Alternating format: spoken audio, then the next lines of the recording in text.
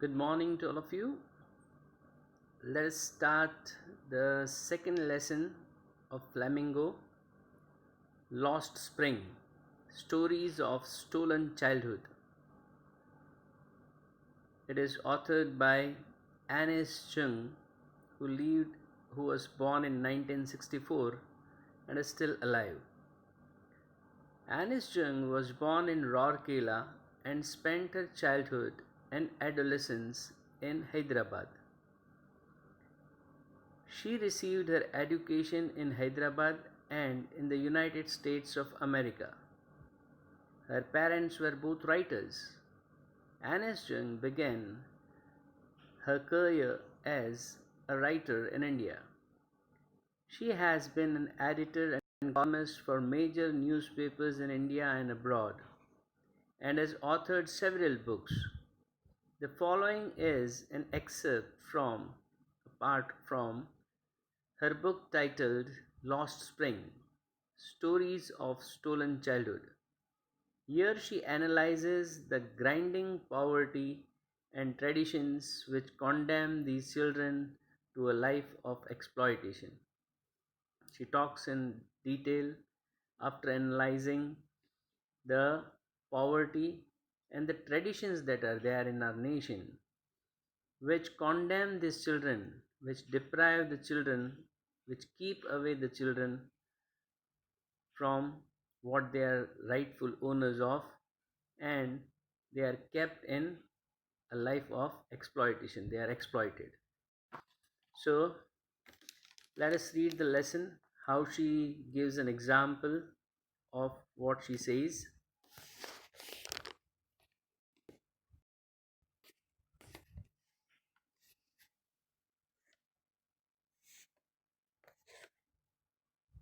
Sometimes I find a rupee in a garbage. Why do you do this? I ask Saheb, whom I encountered every morning scrounging for gold in the garbage dumps of my neighborhood. Now, here let me tell you that this boy, Saheb, is a rag picker, and he used to come around in the morning in near the author's house, as a result of which, say, gradually she happened to know him in person, and then she tries to know about the type of life Sahib and the other rankers in his group are living. And here she shares with us in detail about what she learnt about them. So, Sahib is one of the rag pickers. Why do you do this? I asked Sahib. He was picking rags, whom I encountered every morning. Scrounging means looking for gold in the garbage dumps of my neighborhood. Sahib left his home long ago. Then she got to know what it was. Sahib left his home long ago, set amidst the green fields of Dhaka. His home is not even a distinct memory. Distant memory. Distant means far away. Now we cannot even remember how his home was, and he had left the green fields of Dhaka, where his house was, long back. There were many storms that swept away their fields and homes, his mother tells him. He got to know that they had to leave the fields because there were many storms that swept away their fields and homes, and so they were homeless, and they were such fields that did not yield anything. That's why they were left. They left looking for gold in the big city where he now lives. I have nothing else to do, he mutters, looking away. Sorry. That this is the only thing that he can do, that is picking rags. He does not have any other work that he can do. Go to school, I said glibly. Glibly means without much seriousness.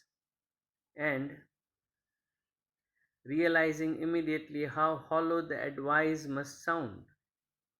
I was advising Sahib to go to school, but that was an empty advice, a baseless advice. There is no school in my neighborhood. When they build one, I'll go. That's what Sahib replied. If I start a school, will you come? I asked, half joking. A few days later, I see him returning. Sorry, I see him running up to me. Is your school ready? It takes longer to build a school, I say, embarrassed at having made a promise that was not meant. As he asked me about the school, I felt embarrassed because I had promised that when I make one, you come and study over there. But the fact was, she did not really mean that. But promises like mine abound in every corner of his bleak life, of his bare life, a life without anything, in such kind of a world that he lived. And he was used to knowing that people do promise and do nothing. So it was not a surprise for him. After months of knowing him, I asked him his name. Sahib-e-Alam, he announces. He does not know what it means. If he knew its meaning, that is, the Lord of Universe, he would have a hard time believing it. The name of his meaning was Lord of the Universe. But what was he doing? He was picking rags and was living a miserable life. If he had known that the meaning of his name was Lord of the Universe, then it would have been very difficult for him to believe it. Unaware of what his name represents, he roams the streets with his friends, an army of barefoot boys who appears like the morning birds and disappear at noon. He was not alone. It was an army of such boys, who barefoot boys, and they used to come in the morning, pick up the rags, that they would disappear. Over a month, I have come to recognize each of them. Why aren't you wearing chappals? I ask one. My mother did not bring them down from the shelf. He answers simply. The reason why he did not wear chappals or he was barefoot was that his mother from the shelf. Even if she did, he will throw them off, adds another, who is wearing shoes that do not match. The other one says that even if his mother would give him the shoes he would wear, such kind of a person he is. And he was wearing shoes which did not fit him properly. When I comment on it, he shuffles his feet and says nothing. When I comment on the shoes that did not match, what does he do? He says nothing. I want shoes, says a third boy who has never owned a pair all his life. The third boy, he says that I want shoes, and he had never had worn shoes in his life, or rather owned them. Traveling across the country, I have seen children walking barefoot in cities on village roads. It is not lack of money to stay barefoot is one explanation. I have seen people or say boys who walk around barefoot in villages and in cities, but it is not because they do not have money. It's because, say, they it is a tradition for them to stay barefoot. I wonder if this is only an excuse to explain away a perpetual state of poverty, a permanent state of poverty in which these people lived. You can give such an excuse that it is a tradition that to stay barefoot. Otherwise, the reality was they were so poor that they could not afford shoes. I remember a story of a man from Udi once told me as a young boy he would go to school. Now here She is talking about one other character, so do not get confused. This is altogether a different person. That I remember a story of a man from Udupi once told me. I remember a story a man from Udupi once told me. There was a man from Udupi, he told me one story once. As a young boy, he would go to school past an old temple where his father was a priest. He would stop briefly at the temple and pray for a pair of shoes. His father was a priest there. He would go there to the temple and pray for shoes. 30 years later, I visited his town and the temple, which was now drawn in an air of now say everything over there had changed. I went there after 30 years. In the backyard where lived the new priest, there were red and white plastic chairs. Everything had changed over there. A young boy dressed in grey uniform, wearing socks and shoes, arrived panting and threw his school bag on a folding bed. On a folding bed outside, he threw his bag. But this boy was wearing grey uniform and he was wearing socks and shoes. And he was the son of a new priest. The son of the old priest, he was praying every day to God and he was asking for shoes. That much change had been. Looking at the boy, I remembered the prayer another boy had made to the goddess when he had finally got a pair of shoes. Let me never lose them. The goddess had granted his prayers. Young boys like the sons of the priest now wore shoes. The goddess had listened to their prayer. But many others, like the rag pickers in my neighborhood, remained shoeless. But many others, like the pickers, remained shoeless over there. My acquaintance, my knowing them, rag pickers leads me to Simapuri.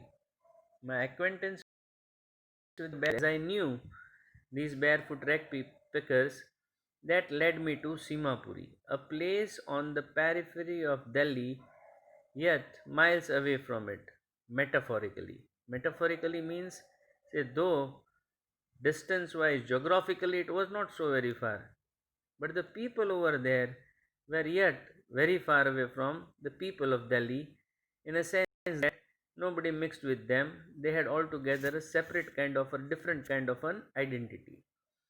Those who live here are squatters. Squatters are people who grab illegally, unlawfully some a land that is not being used or buildings that are not used. So those who live here in Simapuri are squatters who who came from Bangladesh back in 1971. When these people Bangladesh came in 1971, they acquired these places. Simapuri. Sahib's family is among them. Simapuri was then a wilderness. Wilderness means a place that was abandoned, or rather nobody lived there. It was kind of a jungle. It still is. Still nobody is found there. But it is no longer empty. Earlier, say, nobody lived there or less people were there, but now it is no longer empty. In structures of mud with roofs of tin and tarpaulin, devoid of sewage, no sewage facilities are there, it is deprived of that, devoid of sewage, drainage, or running water, live. So 10,000 rag pickers live in Simapuri. No sewage, drainage, or running water facilities are there. And they live in the structures of mud, that is, huts of mud, which have roofs of tarpaulin. They have lived here for more than 30 years without an identity, without permits, but with ration cards. that get their names on voters' lists and enable them to buy grains. They have ration cards, they also have their names on the election commission card that is provided, and they do get grains from the ration shops that the government provides. Food is more important for survival than an identity.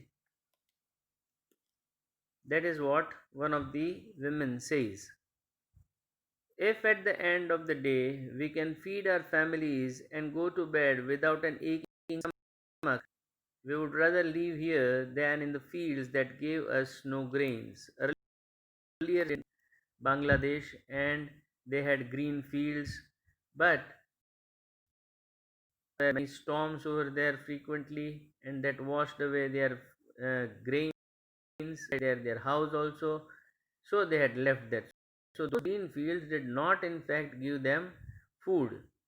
So the woman says a group of women in tattered saris, torn saris, when I asked them why they left their beautiful land of green fields and rivers. They lived in a land of green fields and rivers, but how was it that they did not, why did they leave that place? The reason was that it did not give them food. Whenever they find food, wherever they food, they pitch their tents and become transit homes. To find food, what they do is they pitch their tents, and that becomes their temporary home. Children grow up in them, becoming partners in survival. It was a struggle of survival for them. It was very difficult for them to earn their bread and have their two meals. So children used to be partners in survival. So they also used to work. And survival in Simapuri means rag picking. How did they survive? What did they do to survive? Rag picking. Through the years, it has acquired the proportion of a fine art. Now, over a long period of time, in many years, it has become a kind of a fine art. Rag picking. Garbage as gold. They see garbage as gold. It is their daily bread. They bread from it. A roof over their heads. They own a house because of rag picking. Even if it is a leaking roof, though the house may be having a leaking roof, but they own a house because of rag picking. But for a child, it is even more. For children, it is something more than, say, a rag picking.